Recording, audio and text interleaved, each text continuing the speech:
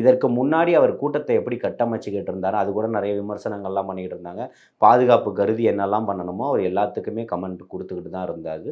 அது அத்தனையுமே ஒருங்கிணைச்சுக்கிட்டு தான் இருந்தாரு. அதனால பாதுகாப்புலலாம் எந்த குறைபாடும் இல்ல. காவல்துறைக்கு முழு ஒத்துழைப்பு தமிழக வெற்றிக் கழகத்தின் சார்பாக கொடுக்கப்பட்டிருக்குது.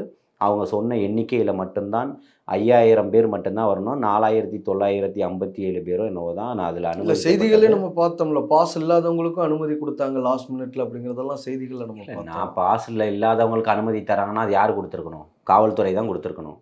தமிழக வெற்றிக் கழகத்தை சார்ந்தவர்கள் ஒருத்தர் கூட உள்ள அனுப்ப முடியாது. அந்த இடத்துல அவர்களுக்கான வேலையும் கிடையாது. கியூஆர் கோட்ல இருந்ததுன்னா, அந்த பாஸ் இருந்ததுனா தான் காவல்துறை அனுமதிக்கும். புரியுதுங்களா? கூட்டம் இல்ல, அவங்க வர வச்சுட்டாங்க. அந்த மாரி எந்த ஒரு இதுவும் இல்ல. அங்க 50,000 பேர் தேவை, 1,00,000 பேர் தேவை அப்டின்னாலும், பாஸ குடுத்தா வருவதற்கு தமிழக வெற்றிக் கழகத்தை சார்ந்த சகோதரர்கள் தயாரா தான் இருக்கிறாங்க. நீங்கள் ஒரு கட்டுப்பாடு விதிச்சு வரும்போது, அது இல்லாம கூட்டம் வருவது வரதான் செய்யும். தலைவர் தளபதி அவர்கள் ஒரு மாற்றத்திற்காக வந்திருக்கிறார். நம்ம பார்க்கணும்ன்றதற்காக எல்லாரும் வரதான் செய்வாங்க. ஆனால் யாருக்கெல்லாம் அனுமதி கொடுக்கப்பட்டிருக்கோ, அவர்கள் மட்டும் தான் அரங்குக்குள்ள அனுமதிக்கப்பட்டுட்டு